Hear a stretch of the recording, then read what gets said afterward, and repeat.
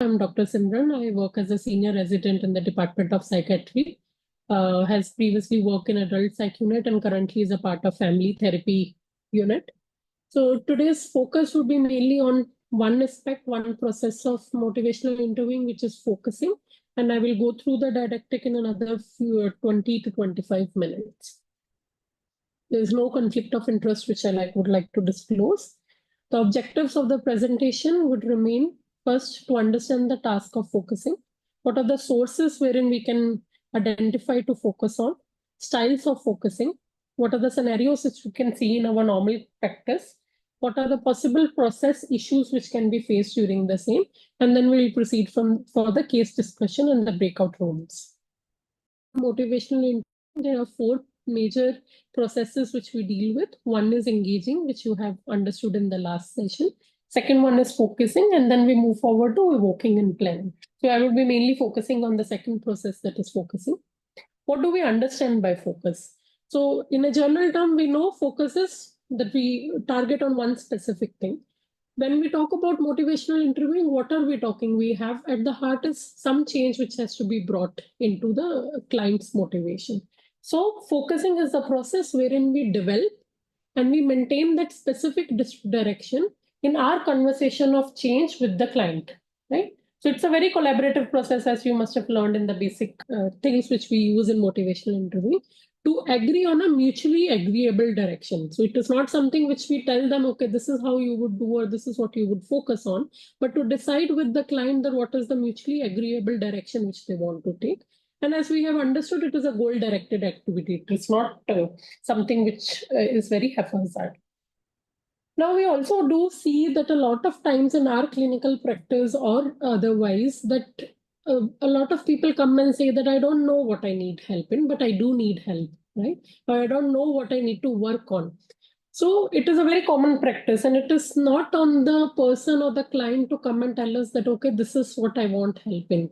Finding and maintaining the direction is actually the helpers and the clinician task, and that is why this process becomes more and more important to understand. And once we find the direction, we also understand whether we have any specific achievable goals within the direction. So let's come to the source of focus. How do we identify focus? One way wherein we can identify focus is the client itself. So the client comes and says that I mainly want help in quitting smoking, or they say that I want help in diet control. So they have identified one specific focus which they want you to focus on. And if you feel that, okay, this is what you can offer and this seems to be the primary focus, we can proceed for the next step.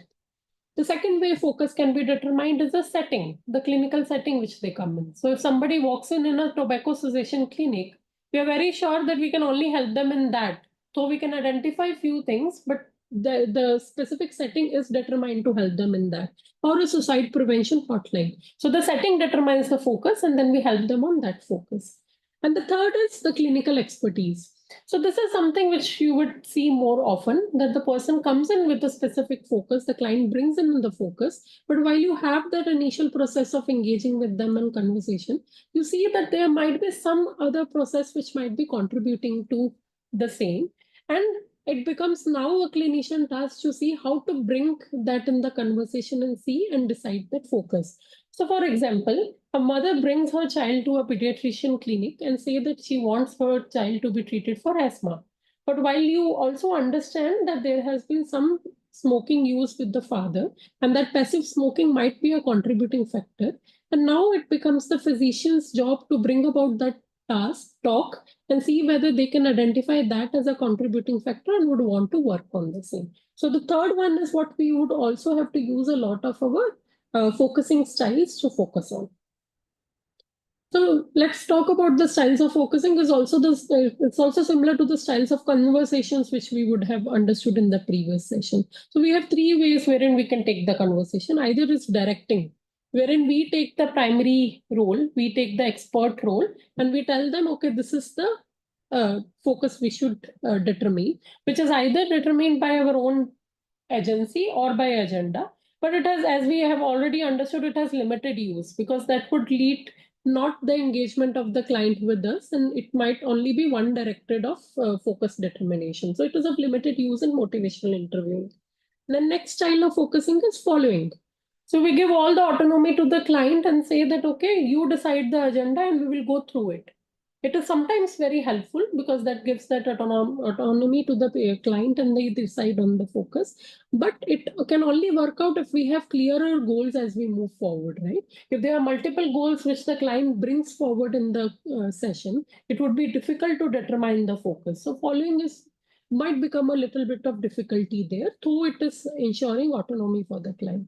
The best and which works in the motivation interviewing is guiding, wherein we give that autonomy to the client, but we also take a collaborative role with them to guide them what could be the focus, and that is negotiable within the context of the conversation, is what we usually focus in through the styles.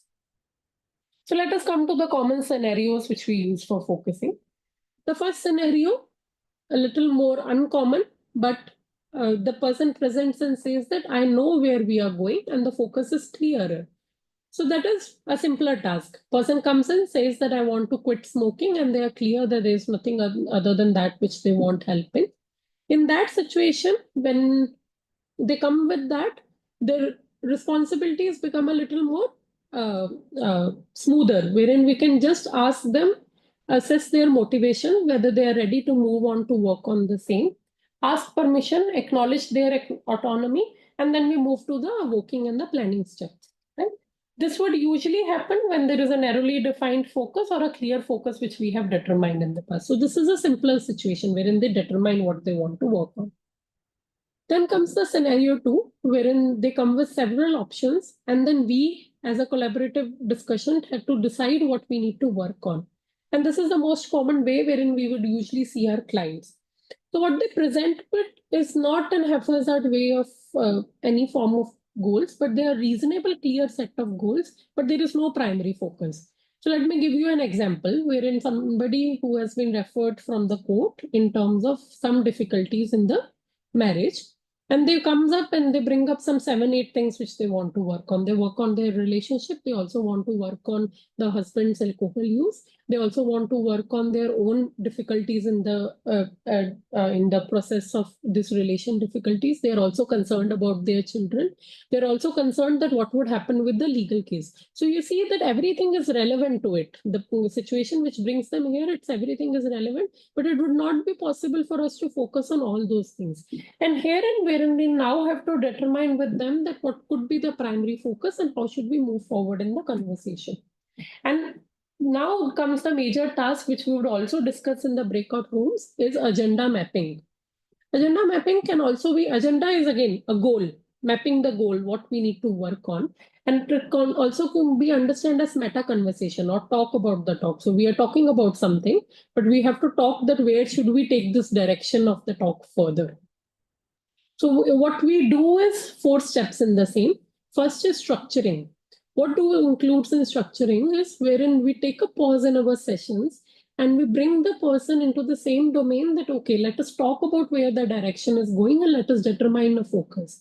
And that can simply be established by using a statement like, would you mind if we consider some topics that we could discuss, right? So wherein we demarcate that, okay, now we are discussing in the further sessions about how to what focus to determine in the coming sessions. So first is structuring that particular meta conversation. Then the second thing is considering options, right? So we then ask them again that what are the concerns that you might want to focus on together, and we bring that list of focus on the forefront in our conversations. And then the third step works is zooming in. So there are a lot of concerns which they have brought in. After the discussion, we bring from more hypothetical to what are the possible provisional focuses which we can determine in the conversation, which can be helped with using the visual aids, which is a bubble sheet. So, oh, we have done. Okay. So we'll bring that bubble sheet in the breakout rooms. It's basically that somebody who presents with us, we include their concerns in each of separate bubbles, but we also keep a bubble empty, wherein we give them that space that later on, if they determine that some of the focuses has to be included, we can include that in that space.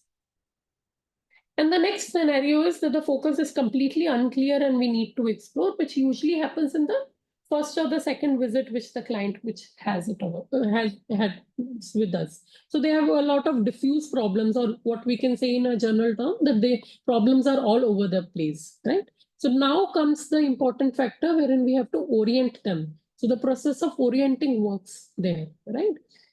And in this scenario is where we have to also focus on that a good amount of engagement, as we have learned in the previous sessions, would be very helpful in us to determining the focus. So we have to move from more general to specific focuses, and we have to spend more time in engagement. Also, sometimes if we formulate the case or if we make an hypothesis of the case, it helps us to determine the focus. Right? And then we have to put the puzzle together, which the person has presented to us.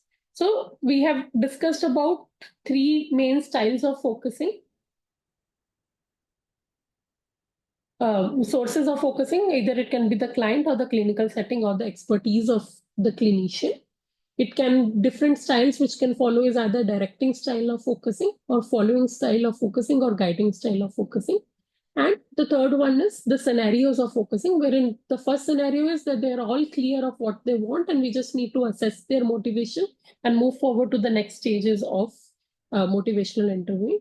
The second scenario is they have different reasonable set of options, but we need to define on one particular focus which we want to work on, wherein agenda mapping and using a bubble sheet works in. And third is wherein the problems are very, very diffuse and we need to understand what we need to work on. In those cases, a good amount of engagement, again, reorienting the person into the process would help us to determine a focus. Coming to the last part of the presentation, so we might have some process issues in the same. The first one is tolerating uncertainty.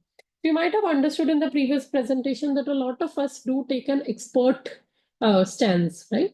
So for being an expert, when a person presents to us, we also have this impulse that we need to solve the problems or we need to give them direction or we need to inform them, which might actually bring another problem that once we determine focus on the basis of them, it might lead to either they not being identifying with the focus or it might lead to premature closure of the conversation, right? So it's important to be mindful that that expert stance might kick in, and it's important for us to tolerate that uncertainty for a few sessions that, okay, we haven't determined the focus by now, but we are keeping the conversation forward so that the client by its own autonomy can decide what focus they want to work on. So tolerating that uncertainty can be a good mindful process to do while we are working through clients in motivational interview.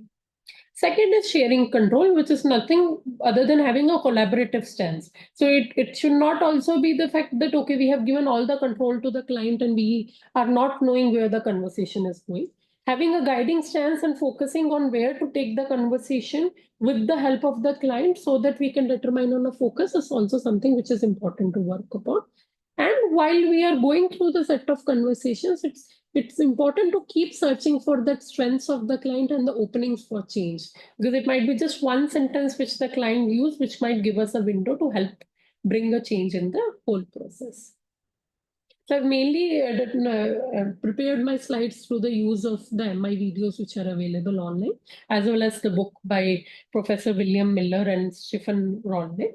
I will request you, if you want to go ahead and proceed, there are 3-4 chapters which are being there mainly for focusing. And thank you.